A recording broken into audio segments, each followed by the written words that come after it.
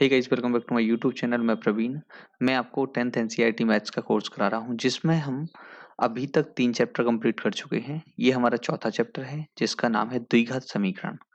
इस चैप्टर के हम पहले उदाहरण को पढ़ेंगे, फिर उसके बाद जो भी प्रश्नावली होंगी सारी प्रश्नावली को सॉल्व करेंगे। यदि आप हमारे इस चैनल पर नए हैं तो हमारे इस चैनल को सब्सक्राइब करें और वीडियो को लाइक करें, दोस्तों को शेयर करें, ताकि सभी लोगों को ये फ्री कोर्स मिल सके। इस चैप्टर में सबसे पहले हम बेसिक को समझते हैं। देखो, हमारे चैप्टर का नाम क्या है? द्विघात समीकरण। तो सबसे पहले हमें पता रहना चाहिए कि द्विघात समीकरण समीकरण कैसा है। द्विघात, जिसमें अधिकतम घात कौन सी हो, 2 की घात हो तो वो कौन सा है? द्विघात समीकरण। 3 की घात हो तो त्रिघात समीकरण होगा। तो देखो, चर x में एक द्विघात समीकरण ax² + bx + c बराबर 0 के प्रकार होती है, जहां a b c क्या होती हैं? वास्तविक संख्याएं होती हैं। a कभी 0 के बराबर नहीं होता। a अगर 0 के बराबर हो जाएगा तो ये पूरा पद 0 हो जाएगा, तो फिर तो सिर्फ एक की घात बचेगी, इसलिए a कभी 0 के बराबर नहीं होगा। ठीक है। जैसे कि हमने अभी जो इसका व्यापक समीकरण देखा, जैसे ax² + bx + c बराबर 0 लिखा है, तो इसमें आपको दिख रहा होगा कि द्विघात समीकरण कौन सा? द्विघात समीकरण इसी के रूप में देखो, a b c की जगह क्या है? उन्होंने बोला था कि वास्तविक संख्याएं हैं, तो ax² + bx + c।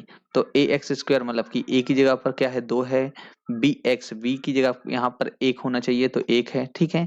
यहाँ पे कितना? c की वैल्यू कितनी है? 300 है। तो हमें क्या पता चला कि ये एक द्विघात समीकरण है। ठीक है। तो आपको द्विघात समीकरण के जैसा लग रहा है कि नहीं लग रहा? तो ये द्विघात समीकरण है।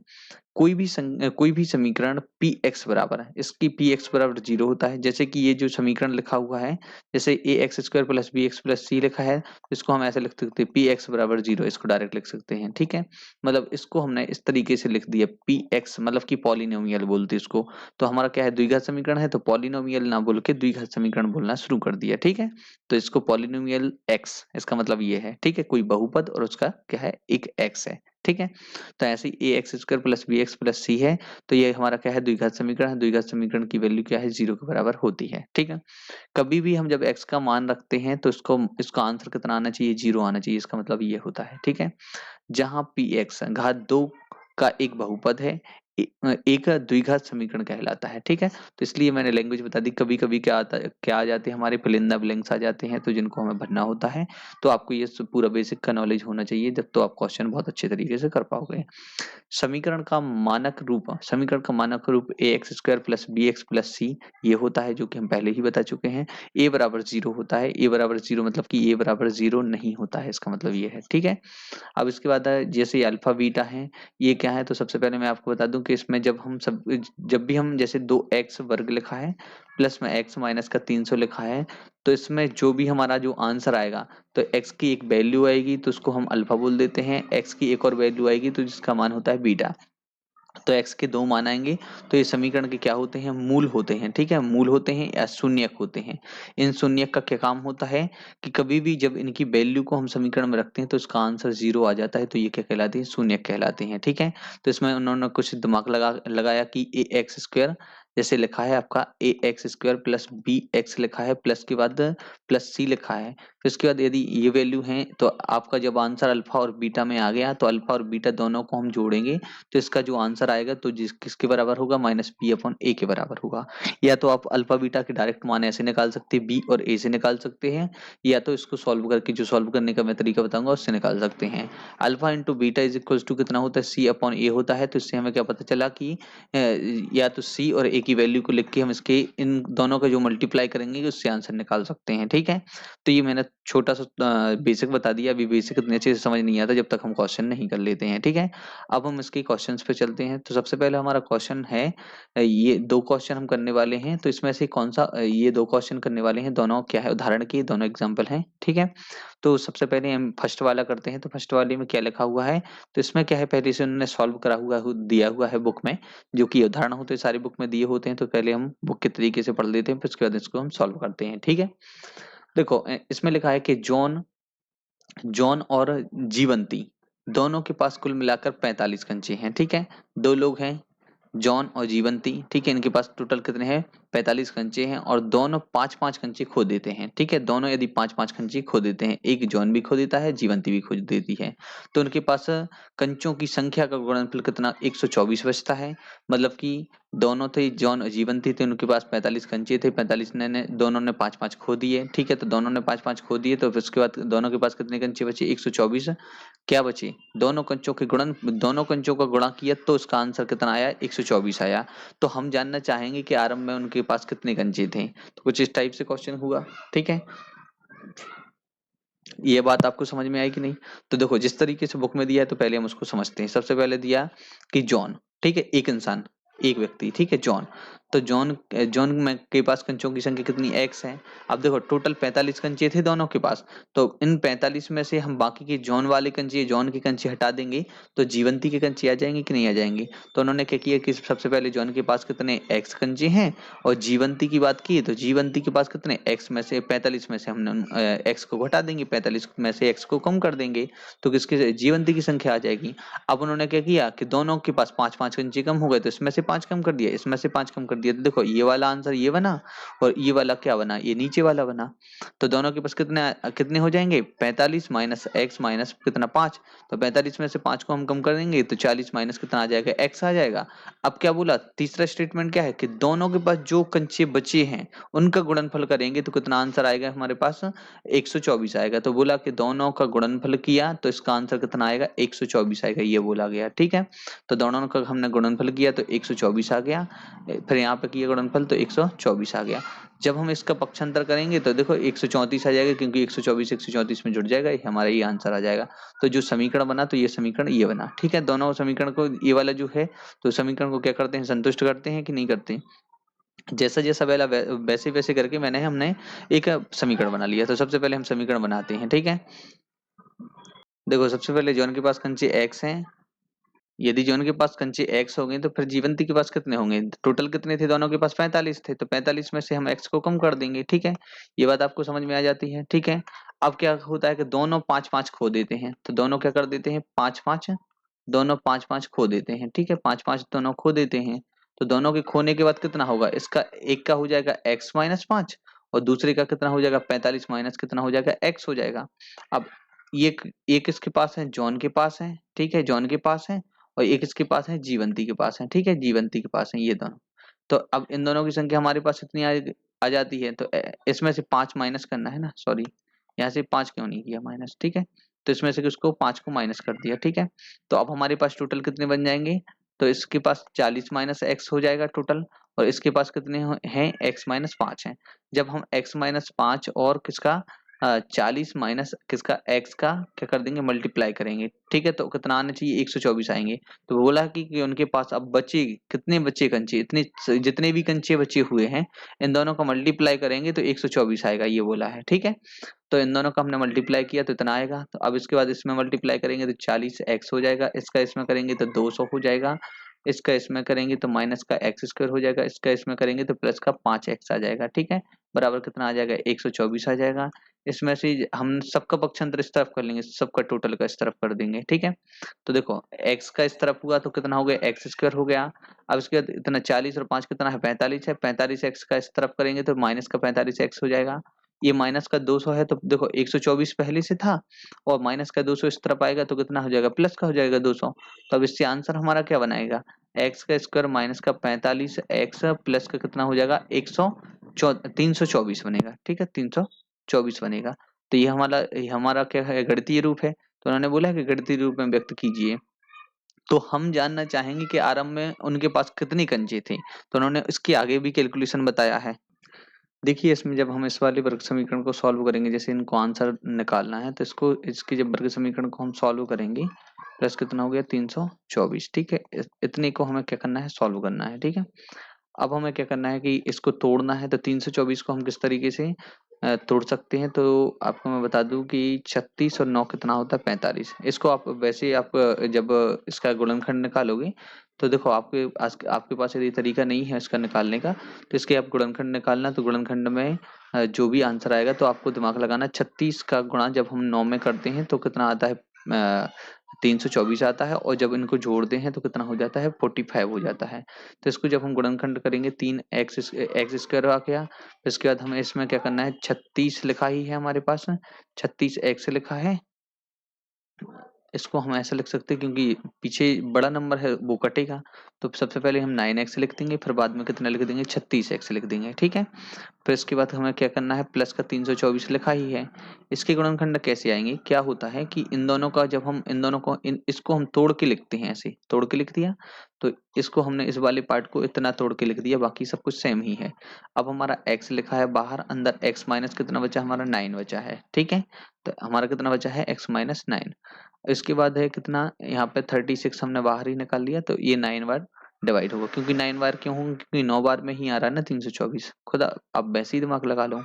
ठीक है। तो कितना बचा x प्लस कितना बचा 9। ठीक है। x प्लस 9 यहाँ पे देखो x प्लस 9 बचा था कितना x था तो यहाँ पे 9 माइनस आएगा। ठीक है। माइनस क्यों आएगा क्योंकि देखो यहाँ पर हमने माइनस कॉमन लिया था इसलिए 9 बार जाएगा। ठीक है। बराबर में 0 इसलिए हमारा एक x माइनस 36 बचा और दूसरा कितना है x माइनस 9 है।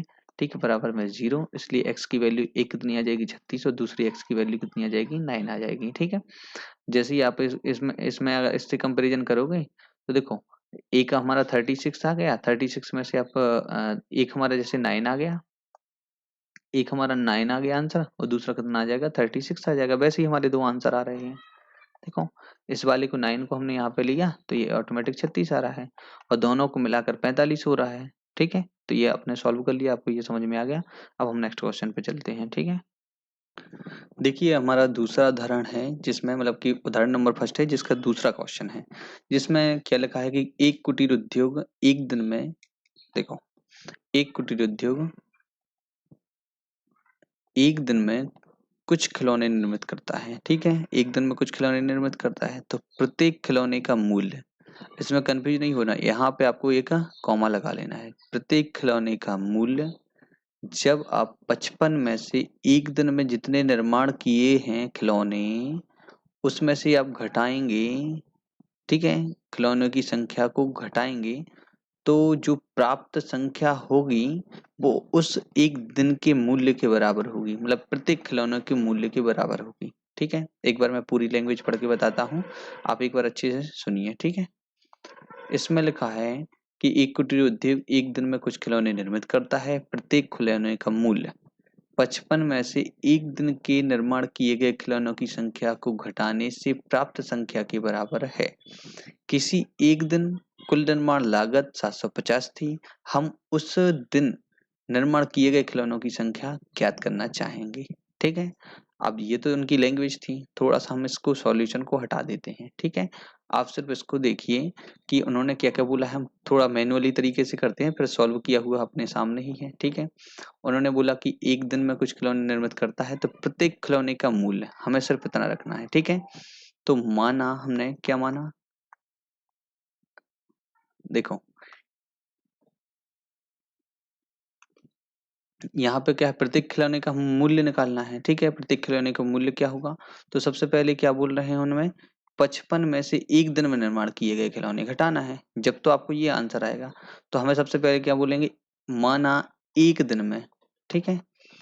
एक दिन में निर्माण किए गए खिलौनों की संख्या माना एक दिन में निर्माण किए गए। ठीक है। किए गए खिलौनों की संख्या। ठीक है। खिलौनों की संख्या। ठीक है। खिलौनों की संख्या कितनी है x है। ठीक है।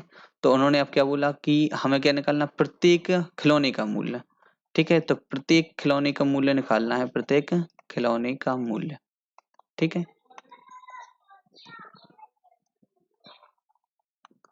तो हमें जो प्रत्येक खिलौने का मूल्य निकालना है तो उसको हम क्या करेंगे कि देखो एक दिन में निर्माण किए गए खिलौनों की संख्या घटाएंगे किसमें से 55 में से। तो प्रत्येक खिलौने का मूल्य कैसे निकालेंगे हम कि एक दिन में निर्माण किए गए खिलौनों की संख्या। ठीक है। तो 55 में से हमें एक दिन में निर्माण किए गए खिलौनों की संख्या को घटा देंगे। नहीं आई बात समझ में आप फिर से समझो क्योंकि ये देखो बात घुमाने वाली है।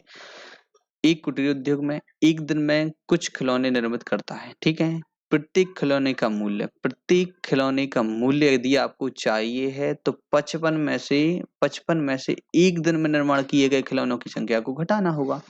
तो 55 में से एक दिन में निर्माण जो खिलौने जितने निर्माण होंगे, खिलौनों की संख्या होगी जितनी, उसको हम घटाएंगे तो हमें एक दिन मतलब प्रत्येक खिलौने का मूल्य पता चल जाएगा। मतलब हमारे पास अब एक खिलौने का मूल्य आ गया। अब आप एक बात बताइए कि उन्होंने बोला कि एक दिन में कुल निर्माण लागत, तो एक दिन में कुल निर्माण लागत मतलब कि जैसे उनकी एक दिन में खिलौनों की संख्या x थी। अब हर एक खिलौने का मूल्य कितना है हमारे पास?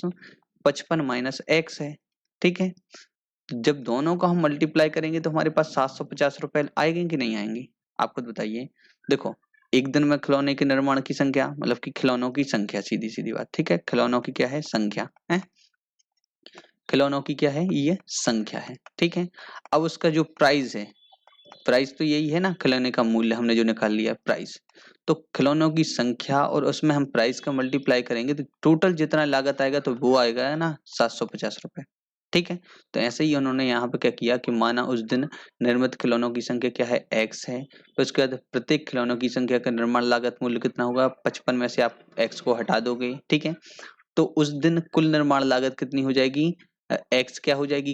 खिलौनों की टोटल संख्या और उसकी जो प्राइस, मतलब की संख्या ये है और उसकी प्राइस में हम मल्टीप्लाई कर देंगे इसके जो जितना भी मूल्य है, तो दोनों का मल्टीप्लाई करेंगे तो कुल खिलौनों की संख्या और प्रत्येक खिलौने का मूल्य दोनों का मल्टीप्लाई करेंगे तो टोटल हमारे पास कितना आ जाएगा? 750 आ जाएगा कि नहीं आ जाएगा? तो ऐसे ही इन्होंने ये लिख दिया। अब इसका क्या किया? एक्स का 55 में मल्टीप्लाई हुआ तो 55x आ गया। फिर x का इस x में होगा तो x का स्क्वायर आ जाएगा। फिर इसके बाद इसका कैलकुलेशन जो हुआ हम यहाँ पे बाजू में साइड में कर देते हैं, ठीक है। तो एक्स स्क्वायर, देखो इसका पक्षांतर किया एक्स स्क्वायर का तो एक्स स्क्वायर इस तरफ आ गया, ठीक है। फिर उसके बाद 55 का पक्षांतर किया तो 55x आ गया और 750 जैसा लिखा था वैसा ही लिखा है, ठीक है। तो यहाँ पे कितना आ गया? 750 आ गया। देखो ये वाला आंसर आ गया हमारा, ठीक है। तो यहाँ पर तो उस दिन निर्माण किए गए खिलौनों की संख्या द्विघात समीकरण इस वाले समीकरण को क्या करती है? संतुष्ट करती है। यदि इसका आंसर आपको निकालना है कि 750 और 55 कैसे बन रहा है, ठीक है, तो इसको भी हम सॉल्व कर सकते हैं। इस वाले वर्ग समीकरण को हम सॉल्व करके भी दिखा देते आपको। देखो इस वर्ग समीकरण को सॉल्व करना है तो इसमें क्या होगा? 750 का कब आता है? 25 3 75 होता है, तो 25 और 30 में आ रहा है कि नहीं आ रहा? 25 और 30 में, तो 25 और 30 ये आपको खुद दिमाग लगाना है, ठीक है। 25 और 30 में जैसे हम इसको तोड़ेंगे तो कितना होगा? एक्स स्क्वायर और फिर इसके बाद कितना हो जाएगा यहाँ पे? 25 एक्स हो जाएगा और फिर कितना होगा? हो जाएगा 30। तो 25 दिया और कितना होगा? 75, तो 750 आ जाएगा कि नहीं आ जाएगा? दोनों को मल्टीप्लाई करेंगे प्लस कितना हो जाएगा? 750 बराबर 0, ठीक है। अब इसमें से हमने x कॉमन लिया तो x माइनस कितना आ गया? 25 आ गया। यहाँ पे माइनस का 30 बाहर कॉमन लिया तो अंदर क्या इतना आ जाएगा? x माइनस कितना हो जाएगा? 25, ठीक है, बराबर 0। तो हमारे पास x की वैल्यू कितनी आ जाएगी? एक 25 आ जाएगी और दूसरी x की वैल्यू कितनी आ जाएगी? 30 आ जाएगी। तो दोनों वैल्यू आ जाती हैं। अब दोनों वैल्यू को हम सेटिस्फाइड करके देख लेते हैं। एक कौन सी हमारी दोनों माइनस में आ रही ना, तो x माइनस 25 दोनों को मल्टीप्लाई किया तो इतना ही आएगा। फिर से x माइनस 25, यहाँ पे हमने कितना माइनस का 30 लिया तो ये भी 25, हाँ दोनों माइनस के आएंगे। तो इसको सेटिस्फाइड करके देख लेना है। जैसे हमने यहाँ पे मान के चलो कि कितना इन दोनों का ऐसे इन दोनों वैल्यू हमारे पास आ जाएंगी 25 और 30, दोनों ही आंसर है ना, एक 25 है एक 30 है, ठीक है। तो हमारा जो आंसर खिलौना का जो मूल्य है तो वो किस में सेटिस्फाइड होगा? इसमें होगा। इन दोनों को मल्टीप्लाई करेंगे तो कितना आएगा हमारे पास? हमारे पास कितना आंसर आ जाएगा? देखिए जैसे मैंने यहाँ पे 30 को लिखा, ठीक है, इस जगह पे 30 को लिखा, ठीक है। तो 55 इसमें से 30 को हटा देंगे तो ऑटोमेटिक ये 25 आ जाएगा कि नहीं आ जाएगा? तो 30 और ये हो जाएगा 25, क्योंकि देखो इसकी x की वैल्यू कितनी हो जाएगी? 55 में से हम 30 को ही घटाएंगे तो हमारा ऑटोमेटिक 25 आ जाएगा कि नहीं आ जाएगा? तो 25 और 30 को मल्टीप्लाई करेंगे तो 750 आ जाएगा कि नहीं आ जाएगा? तो हमारी जो x की वैल्यू है तो x की वैल्यू कितनी है? 30 है, ठीक है। तो खिलौनों की संख्या कितनी थी? तो उस दिन निर्मित खिलौनों की संख्या कितनी है? x 30 है, ठीक है। तो हम उस दिन निर्माण किए गए खिलौनों की संख्या ज्ञात करना चाहेंगे तो देखो उसकी संख्या कितनी हो जाएगी? 30 हो जाएगी। तो मैंने इसको भी सॉल्व करके बता दिया ताकि आपको ये समझ में आ जाए। नहीं तो यहाँ पे मैं छोड़ देता तो आप लोगों को थोड़ा अधूरा अधूरा लगता कि ये सेटिस्फाइड कर रहा है कि नहीं कर रहा, क्योंकि इसको सॉल्व करना हमें आना चाहिए, ठीक है। तो दोनों उदाहरण को थोड़ा मैंने विस्तार से बता दिया। आपको यदि टफ लगाओ तो आधा आधा आप देख सकते हो, जितना मैंने इसमें सॉल्यूशन है उसको ही आप सॉल्व कर सकते हो, ठीक है। Thank you.